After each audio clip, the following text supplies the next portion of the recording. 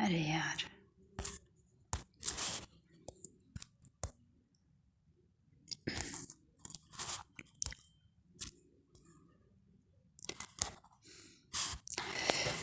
Hello dear students, आज मैं BA part first में कंसेप्ट ऑफ कल्चर क्या है इसका वर्णन करने जा रही हूँ। जैसे कि हम जानते हैं कि मनुष्य एक सामाजिक प्राणी है और जो संस्कृति का निर्माता भी कहलाता है। संस्कृति मानव की सर्वश्रेष्ठ धरोहर मानी जाती है, जिसके कारण मानव अनवरत प्रगति के पथ पर अग्रसर होता जा रहा है। यदि मानव संस्कृति विहीन हो जाए तो वह पशु समान हो जाता है, और क्योंकि पशु संस्कृति के अधिकारी नहीं होते हैं, अर्थात मानव और पशु दोनों के मध्य संस्कृति का ही अंतर है। संस्कृति ने केवल पशु समाज से मानव को पृथक किया है, अपितु एक व्यक्ति दूसरे व्यक्ति से, एक समाज दूसरे समाज या संस्कृति के आधार पर भिन्नता लिए हुए हैं।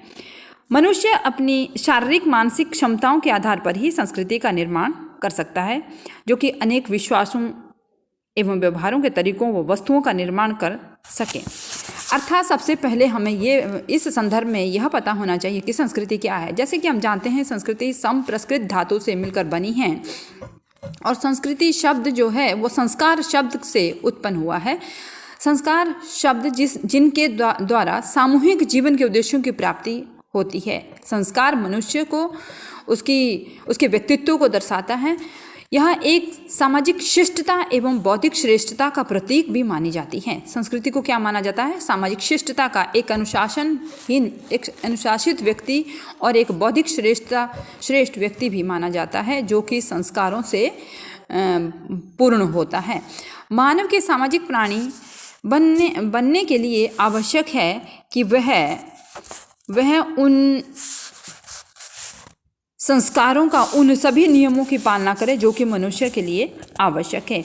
इस संस्कृति मनुष्य अपनी शारीरिक मानसिक क्षमताओं के आधार पर ही संस्कृति का निर्माण करता है। जैसे अनेक विश्वासों, व्यवहार करने के तरीकों व वस्तुओं का निर्माण करने के लिए उनके इनहेरिटेड जो कल्चर है, जो संस्कार है, इनहेरिटेड जो छुपे हुए हैं, जो हिडन संस्कार हैं, वो उसे आगे बढ़ाने की प्रेरणा देते हैं। वो अनेक विश्वास और व्यवहारों के माध्यम से वो उनका प्रयोग करता है। लेकिन वे कौन सी क्षमताएं, योग्यताएं हैं जो व्यक्ति को पशु जगत से भिन्न कर सकती हैं? वह है संस्कृति, और इसीलिए मनुष्य को संस्कृति का निर्माता भी कहा गया है। जैसे कि विभिन्न समाजशास्त्रियों ने संस्कृति की परिभाषा से पहले मानव संस्कृति के निर्माता के रूप में इसके विभिन्न अंगों का वर्णन किया। उन्होंने कहा है, जैसे वाइट नामक समाजशास्त्री का कहना है कि कुछ 5 क्षमताएं ऐसी हैं जो व्यक्ति की शारीरिक संरचना के कारण हैं और जिनके कारण मानव संस्कृति का निर्माता बना है। उसमें पहली है सीधे खड़े होने की क्षमता। केवल मनुष्य ही ऐसा है जो अपनी 2 टांगों पर खड़ा हो सकता है और पशु से भिन्न हो जाता है, लेकिन मनुष्य 2 पैरों से चलता है और 2 हाथों को अन्य उपयोगी कार्यों में प्रयोग करता है। यह उसकी अनोखी विशेषता मानी जाती है। इसके साथ ही इन्होंने दूसरा आधार बताया है स्वतंत्रता पूर्वक घुमाए जा सकने वाले हाथ। मनुष्य के पास ऐसे 2 हाथ हैं जिनके माध्यम से वो उनको किसी भी तरह से उपयोग में ला सकता है और उनसे कार्य ले सकता है।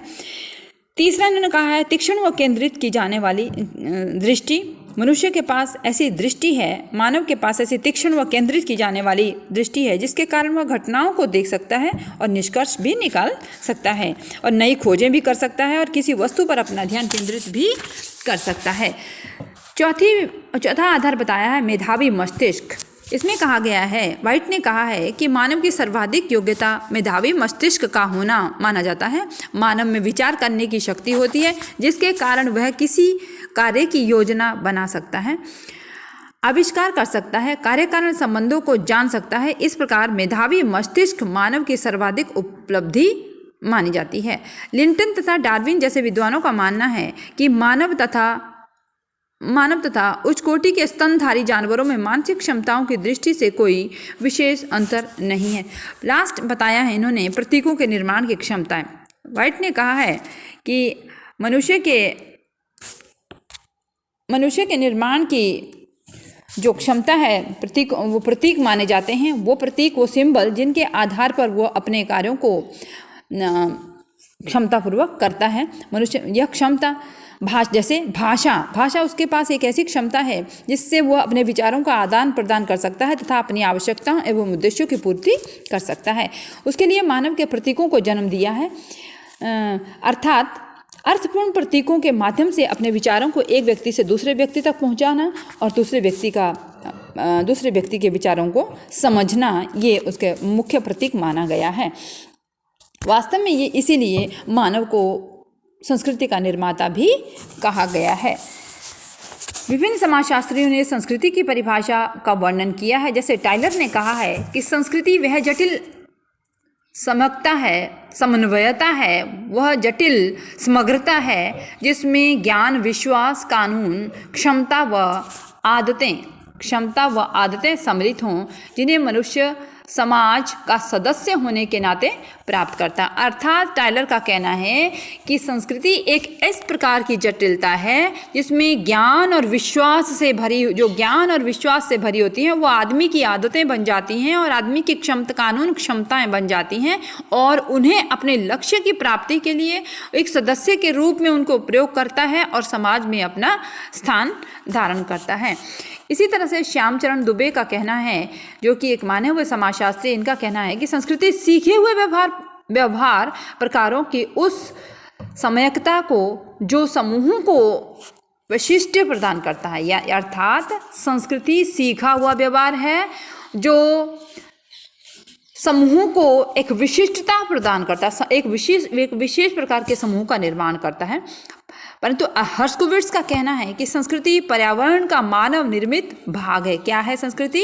मानव निर्मित। अभी हमने शुरू में ही पढ़ लिया था कि संस्कृति में मानव को ही संस्कृति का निर्माता कहा जाता है। इसीलिए हर्स्कोविट्ज़ ने भी कहा है कि संस्कृति पर्यावरण का मानव निर्मित रूप है, क्योंकि मनुष्य ही इसे बनाता है, मनुष्य इसे हस्तांतरित करता है और अंत में मनुष्य इसमें परिवर्तन करता है और मनुष्य इसका भागीदार बनता है और तब वो समाज का निर्माण करता है। अंत में फेयरचाइल्ड नामक समाजशास्त्री का कहना है कि प्रतीकों द्वारा सामाजिक रूप से प्राप्त संचारित सभी व्यवहार प्रतिमानों का सामूहिक नाम संस्कृति। अर्थात इनका कहना है कि वो प्रतीक, वो व्यवहार, वो सामाजिक प्रतिमान जिनका प्रयोग हम सामूहिक रूप से करते हैं, जिनका प्रयोग पीढ़ी दर पीढ़ी किया जाता है, ऐसे पीढ़ी दर पीढ़ी किया जाने वाले प्रतिमान का नाम ही संस्कृति कहा गया है, जो कि हर्स्कोविट्ज़ ने कहा है। इसके साथ ही इन्होंने यह निष्कर्ष निकाला है कि संस्कृति एक ऐसी अवधारणा है जो कि व्यक्ति का निर्माण भी करती है और व्यक्ति की आवश्यकताओं की एक व्यवस्था एवं उद्देश्यों को भी पूर्ण करने में सहयोग करती हैं। इसीलिए इसे पर्यावरण का मानव निर्मित रूप माना गया है। अर्थात संक्षेप में यह कहा जा सकता है कि संस्कृति हमारे दैनिक व्यवहार में, जैसे कला, साहित्य, आनंद, मनोरंजन इत्यादि में पाए जाने वाले वो तौर तरीके हैं जिनको व्यक्ति अपनी अभिव्यक्ति के द्वारा व्यक्त करता है, अभिव्यक्ति देकर बताता है या ग्रहण करता है या बताता है, उसे हम संस्कृति कहते हैं। संक्षेप में हम ये कह सकते हैं कि संस्कृति में विश्वास, विचार, प्रथाएं, कानून, आदर्श, निपुणता इत्यादि सभी समाहित हैं और इस प्रकार संसार में जो कुछ मनुष्य ने अपनी बुद्धि व अनुभव से बनाया है, संस्कृति का ही वह अंग मानी जाती हैं। इसके बाद संस्कृति की विशेषताओं का यदि हम वर्णन करते हैं तो संस्कृति की कुछ निम्नलिखित विशेषताएं हैं। जैसे विशिष्टता का गुण होना, संस्कृति अपने आप में, हर क्षेत्र की संस्कृति अपने आप में विशिष्ट होती है, क्योंकि जम्मू कश्मीर की संस्कृति का यदि हम वर्णन करते हैं तो उसकी अपनी विशेषता है। कन्याकुमारी की अगर हम संस्कृति का वर्णन करते हैं उसकी अपनी है। राजस्थान की संस्कृति का यदि हम वर्णन करते हैं उसकी अपनी विशिष्टता है। उसी तरह से हस्तांतरण, ये जो विशेषताएं हैं, ये जो ऐसे गुण हैं जिनका हम पीढ़ी दर पीढ़ी हस्तांतरण करते हैं, वो सीखा हुआ व्यवहार हो जाता है और उसी का नाम संस्कृति कहा जाता है। मानव निर्मित प्रक्रिया भी है। पर्यावरण का मान, जैसे हर्षकोविट्ज़ ने अपने आप में कहा है कि संस्कृति पर्यावरण का मानव निर्मित रूप है, क्योंकि पर्यावरण में मनुष्य ही इसका निर्माण करता है, मनुष्य इसको हस्तांतरित करता है, मनुष्य इसको सीखता है, मनुष्य इसको अगली पीढ़ी के लिए हस्तांतरित करता है। यदि हम संस्कृति की दूसरी अगली विशेषता का वर्णन करते हैं तो वह है सामाजिकता का गुण। ये इतनी सोशेबिलिटी इसमें होती है, इतनी सामाजिक होती है कि ये एक व्यक्ति को दूसरे व्यक्ति के साथ जोड़ने का प्रयास करती है। एक व्यक्ति को की आवश्यकताओं को पूर्ण करने में, एक व्यक्ति के उद्देश्यों को पूर्ण करने में दूसरे व्यक्ति को परस्पर उससे जोड़ने की एक विधि है, एक प्रक्रिया है, जिसे हम संस्कृति कहते हैं। तो इसकी प्रमुख विशेषता मानी गई है। समूह के लिए भी आदर्श है। यदि हम समूह के आधार पर किन्हीं क्रियाओं को पूर्ण करते हैं या आवश्यकताओं को पूर्ण करते हैं या उद्देश्यों की पूर्ति करते हैं तो हमें समूह के अनुसार ही वो सभी क्रियाएं करनी पड़ती हैं जो कि उसमें पाई जाती हैं। अर्थात अनुकूलता का गुण, इसमें एक विशिष्ट गुण होता है अनुकूलता। अनुकूलता मीन्स जहाँ भी जाएं हम उसी की तरह एडजस्ट हो जाएं, उसी के साथ अनुकूल हो जाएं। हमारे में ऐसे संस्कार, ऐसी विशेषताएं होती हैं जो कि हम पीढ़ी दर पीढ़ी सीखते हैं। उन विशेषताओं के आधार पर इसका वर्णन किया जाता है कि किस तरह से हम संस्कृति का वर्णन करते हैं। संतुलन व संगठन। हमारी संस्कृति यानी संस्कृति एक ऐसी प्रक्रिया है जो समाज में, जो कि संपूर्ण राष्ट्र में, जो कि संपूर्ण विश्व में समूह, संतुलन एवं संगठन, 2 या 2 से अधिक समूहों में, 2 या 2 से अधिक व्यक्तियों में, 2 या 2 से अधिक संस्कृतियों में, 2 या 2 से अधिक पड़ोसियों में, 2 या 2 से अधिक परिवारों में संतुलन एवं संगठन बनाने की एक प्रक्रिया मानी जाती है। अधिवैयक्तिक, ये कहा गया है कि संस्कृति एक ऐसी प्रक्रिया है जो अधिवैयक्तिक है, यानी व्यक्ति के ऊपर की एक ऐसी प्रक्रिया, व्यक्ति के ऊपर का एक ऐसा आधार जो कि अधिवैयक्तिक है। यानी अधिवैयक्तिक का मतलब है, क्रोबर नामक समाजशास्त्री ने कहा है कि संस्कृति की यह एक ऐसी प्रमुख विशेषता है जो अधिवैयक्तिक ही नहीं बल्कि अधिसावयवी भी है। संस्कृति की ये दोनों ही विशेषताएं महत्वपूर्ण मानी जाती हैं। सर्वप्रथम यदि हम अधिवैयक्तिक का वर्णन करते हैं तो संस्कृति एक व्यक्ति की नहीं अपितु संपूर्ण समाज अथवा समूह की होती है। किसकी होती है? एक व्यक्ति के द्वारा नहीं बल्कि संपूर्ण समाज और संपूर्ण समूह के द्वारा इसका हस्तांतरण होता है, तभी ये संस्कृति कहलाई जाती है। यद्यपि मनुष्य ही संस्कृति का निर्माता है, इसके उपरांत भी संस्कृति की निरंतरता अथवा उसका अधिकार व्यक्ति विशेष पर निर्भर नहीं है। वह तो संपूर्ण समूह की विशेषता है, जैसे प्रथाएं, परंपराएं, रूढ़ियाँ, ये पूरे समूह और समाज में विद्यमान होते हैं, इसलिए इसको निर्मित कहा गया है। अधिसावयवी का यदि हम वर्णन करते हैं तो क्रोबर नामक समाजशास्त्री ने कहा है कि अधिसावयवी भी संस्कृति की एक ऐसी प्रमुख विशेषता है जिसका अर्थ है जैविकीय क्षमताएं और संस्कृति दोनों ही इसके आधार, प्राणी शास्त्रीय आधार माने जाते हैं, जो कि भिन्न भिन्न प्रकार की घटनाएं हैं। संस्कृति को जैविकीय से ऊंचा माना गया है। किससे?